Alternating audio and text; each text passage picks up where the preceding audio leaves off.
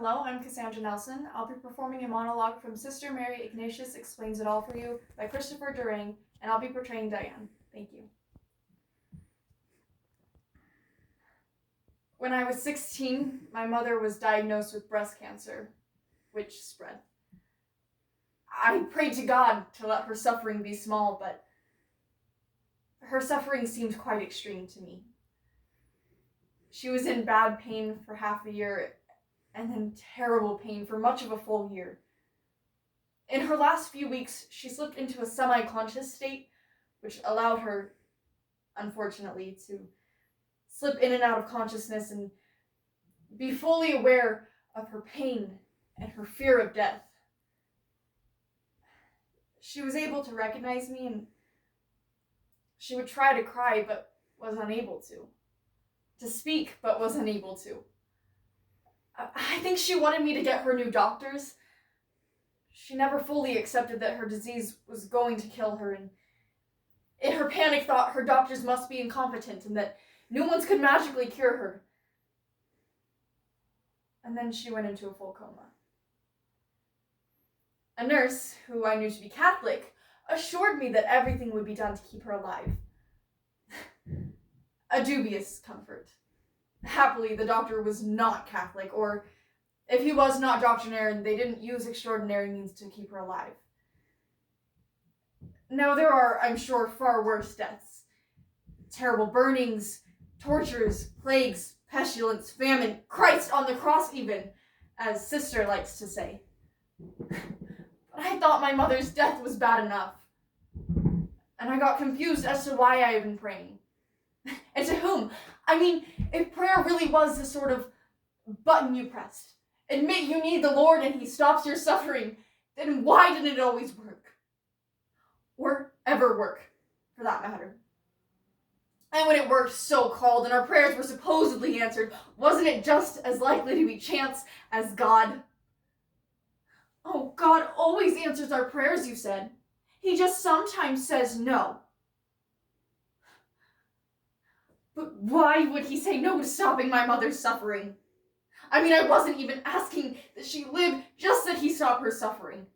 And it can't be he was letting her suffer because she'd been bad, because she hadn't been. And besides, suffering doesn't seem to work that way, considering the suffering of children who've obviously done nothing wrong. So why was he letting her suffer? Spite? Was the Lord God actually malicious? It seemed possible, but far-fetched. Maybe he had no control over it. Maybe he created the world sort of by accident, by belching one morning or getting the hiccups, and he had no idea how the whole thing worked.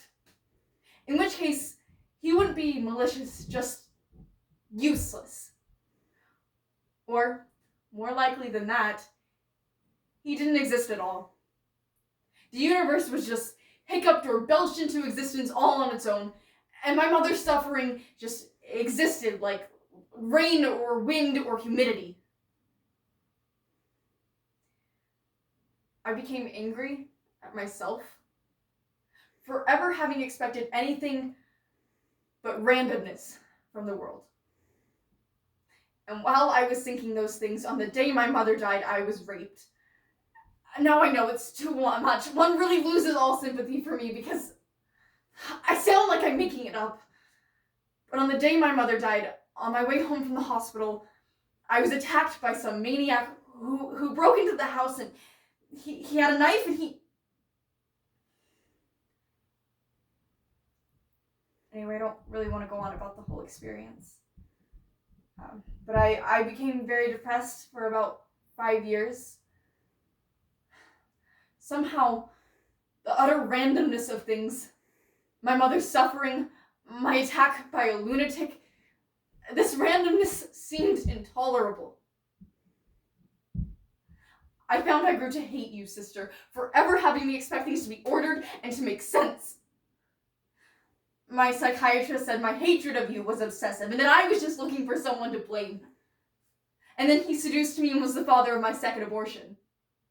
Of course, your idea that I should have had this baby, either baby, is preposterous.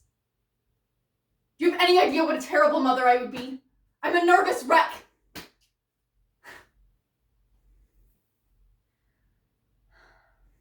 I suppose it is childish to look for someone to blame.